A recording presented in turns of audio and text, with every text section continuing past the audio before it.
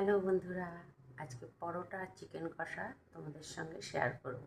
ভালো লাগলে পাঠিয়ে দিচ্ছি, খেয়ে নেবে। দেখে নাও কীভাবে তৈরি করছি পরোটা আর চিকেন কষা। চলো বন্ধুরা, কে কে পরোটা ভালোবাসো তাহলে বলে দাও, তাদের জন্য পাঠিয়ে দিচ্ছি। এই দেখো পরোটা ভাজছি, কাদের ভালো লাগে সেটা জানো। একদম পরোটা আর আলুর দম, যারা যারা খেতে ভালোবাসো বলে ফেলো। কে কে পরোটা ভালোবাসো বলে ফেলো, পাঠিয়ে দিই। দেখো বন্ধুরা, আজকে কষা মাংস খাবো, কেমন লাগবে বলো। সুন্দর কালার হয়েছে আর গন্ধটাও সুন্দর বেরিয়েছে।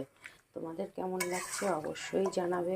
কষা মাংস খেতে কিন্তু আলাদা রকম টেস্ট আসে।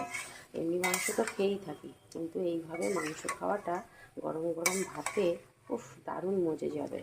সব মশলা কষিয়ে এই মাংসটা তৈরি করলাম, মশলা বেটে নিয়ে আলু দিয়ে মাংস। দেখো কত সুন্দর একটা হয়েছে।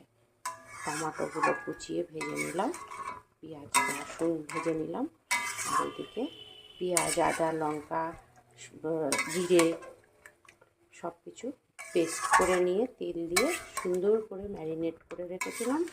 এবার কষানোর তেলের মধ্যে দিয়ে জিরে গোটা গরম মশলা সব দিয়ে এটা কষিয়ে নিচ্ছি। চলো বন্ধুরা, আমার কষা কিন্তু একদম তৈরি হয়ে গেছে। কেমন লাগলো অবশ্যই জানাবে। নেক্সট ভিডিওতে আবার চলে আসছি।